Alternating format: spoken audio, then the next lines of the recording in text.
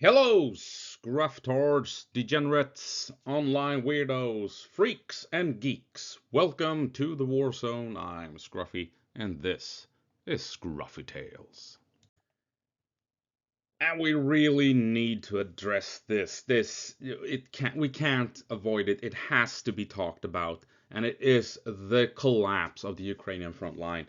Russia is advancing along the entire front at Kupiansk, at Pokrovsk, in Kursk, Chasiv Yar, Toretsk, down at Volodar, and where have you. I mean, they are pushing Ukraine back. Ukraine, I mean, there's no fight left in Ukraine. They are running away uncontrolled. It is a full-on retreat and Russia will win. I mean, it's only a matter of time, and I will now prove it by showing you maps and also maps from a historical perspective to show you just how bad the situation in Ukraine is. And we're gonna take a look at the obvious example, Operation Barbarossa, 1941. Germany invades the Soviet Union, and I mean, take a look here. We can see here from the 22nd of June to the 25th of August. This is what you do when you hammer an enemy and they are not prepared, and you just punch on through. I mean, here you have Odessa as reference for Ukraine and Crimea and what have you. Take a look at the distances, right? I mean, and it was the Russians knew this was coming as well. I don't think many people know this. Sweden figured out early on that through surveillance that Germany was planning this, and Sweden alerted the Allies, and the Allies told the Soviets that Germany was going to go through with this. And so the Soviets knew this was coming. And despite knowing, as you can see here, 22nd of June, 13th of July, over here, boom! I mean, this is a front line that has just fallen apart, right? Now, keep this in mind, this image. And now we're gonna, of course, in the end, the Soviets decided to enough is enough, so they counterattacked, and we're now gonna move on to take a look at that counterattack. And of course, we're talking about Operation Bagration, 23rd of June 1944 through July and August. And take a look, 29th of August. Started out over here and boom, made it almost all the way to the Baltic coast. Not far away at all. And I mean, take a look. The amount of territory, and again, Odessa down here for reference, this is Ukraine. Look how far they got, how they just forced the Germans to fall back with this massive push, and again a complete collapse of the German line, just like we saw in 41, the collapse of the Russian lines. Here we have the collapse of the German lines. This is what it looks like when an army is in full retreat, and this is exactly what we're seeing in Ukraine. So we're gonna take a look. This is the 22nd of June 2024. This is the front line down in Ukraine. I mean, take a look what happens in just a few short months down here in Ukraine. And remember what we saw the Soviets and the Germans accomplish in World War II when the front lines completely collapsed.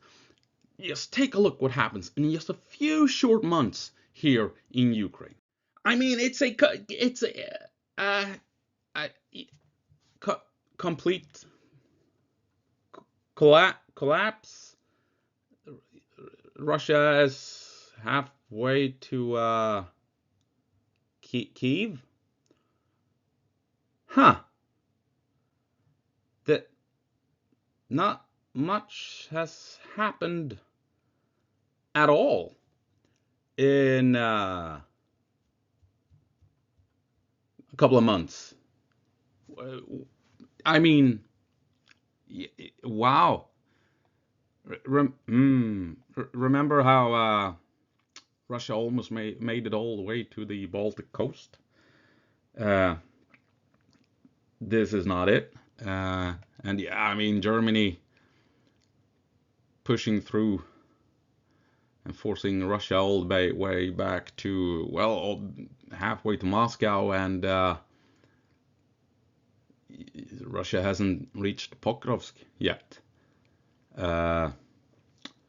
Yeah, collapsing front lines. I mean, clearly Ukraine is falling back and are not in control at all. Complete disaster. Not at all a controlled withdrawal where they are effectively combating insane Russian meat wave assaults. Russia is in complete control, and Ukraine, quite clearly, the front line has collapsed here in Ukraine, and Russia will reach Kyiv by Christmas 2024.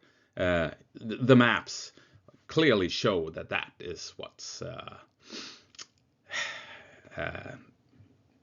kinda, maybe, almost, I don't know, happening. I mean, if we let's use Minsk as reference. Here we have Minsk, and take a look at the distances the Germans traveled, and here we have Minsk again, and take a look at all the distance the Russians traveled here, and here we have Minsk as reference, and this here is 22nd of June, and this is now 25th of November. We can see here that map, the front lines have changed, they've moved in just a few short months. Same thing here, June to August. The front lines have moved quite a ways, and here we have June to November, and yeah, the front lines have completely collapsed in Ukraine. I mean, in 2022 we saw Russia falling back from the green here, and from the green here, and the green here, and green here, after Ukraine pierced through Russian lines and forced all-out retreats. This is kind of more in line with what we're seeing here in a few short months in 2022, and what Russia is doing over here.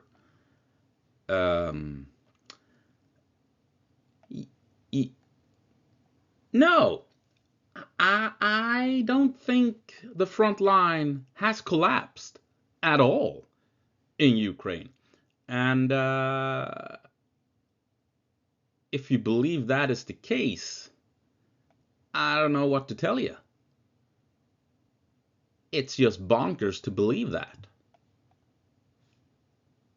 So, all personalities on social media that are telling you that the front line has collapsed, that Ukraine is in full retreat, they're lying to you. And they know they're lying, because they sure as hell are aware of Operation Barbarossa, of Operation Bagration, right? Bagration. And still they're peddling this bullshit that that the front line has collapsed. It has not. These are tiny, minuscule movements of the front line, no matter the war, no matter the historical context. These are not massive changes along the front line. They're small operational changes locally. And Ukraine is holding the front line. Yes, they are being forced back. That is very much true. But it's in a controlled manner. They are falling back in orderly fashion. They are losing tactical battles, but not the entire operation, right? Strategically, they're not losing. They have not lost Kharkiv. They have not lost Pokrovsk. They have not been forced back to Dnipro. The front lines are not collapsing. Ukraine is holding the line and slowly falling back, yes, to not be overwhelmed locally here and here, primarily down here. The front lines are not collapsing. Russia is losing 2,000 troops per day across the entire length of the front line and has minuscule gains to show for it. Ridiculously low gains. Embarrassingly so. This is an embarrassing war for Russia, who claims to be the second most powerful military on the planet. And they have nothing to show for it. Their tactics suck. They're losing troops by the thousands every month. It's insanity. And if you are a Vatnik that will now start crying, oh, they're fighting NATO. No, they're not. They're fighting Ukraine. And Ukraine has received a tiny, tiny, tiny, tiny fraction of the firepower that exists within NATO and the Western allies. Ukraine defeated Russia's Black Sea Navy without a single aircraft carrier, right? Ukraine has what, 20 F-16s out of how many thousand F-16s within NATO? 30 Abrams tanks out of how many thousands? Not even the latest model of the Abrams. 300 or something Bradleys out of how many thousands of Bradleys? 50 CV-90 infantry fighting vehicles out of how many hundreds in Europe? Right? I mean, and now, yes, all the missiles. Sure, they have what? 12 HIMARS or whatever it is, 20. There's like hundreds of them in NATO. What you're seeing is just such a small, tiny portion of Western firepower that Ukraine is using to stop Russia dead in their tracks. Literally dead in their tracks. This is not a collapsing front line. This is not what that looks like. This is like saying that if you think this is a collapsing front line, then you consider World War I to be a war of maneuvers, right? Chess pieces moving on the board. No, it's not. It's a static war with static front lines, with minimal gains. And the only way to have these gains, just like in World War I, it's by committing crazy amounts of troops and suffering insane amounts of casualties. The front line is not collapsing. Ukraine is conducting controlled withdrawals, fighting withdrawals, defensive depth, and they are making Russia pay a heavy, heavy price for every inch that Russia manages to advance. What is it? An inch a week? It's just crazy. And if you subscribe to people on social media that continuously make the claim that the Ukrainian line has collapsed, they are bullshitting you, right? They are exploiting the fact that you are gullible, and they are making money out of your inability to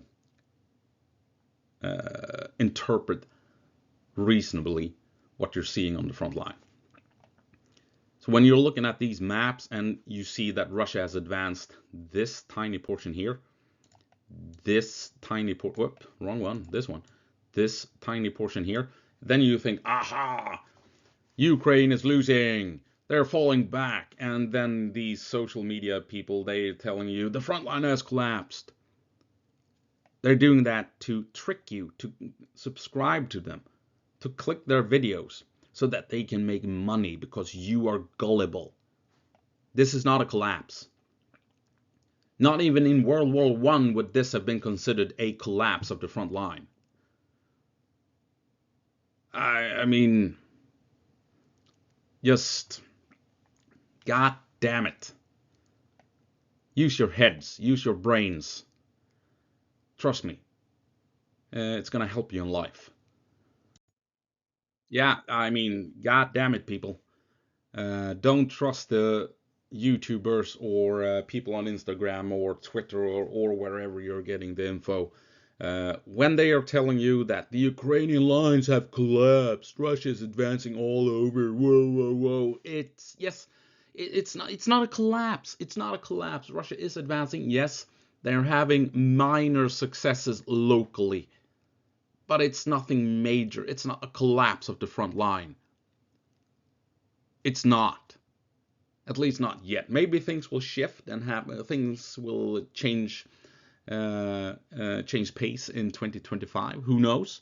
But of the as of the 27th of November, no, no, no, it's not a thing. The front lines have not collapsed. Anyway, that's gonna have to be it. End of my rant. Gå på marsch, Ukraine. Give them hell.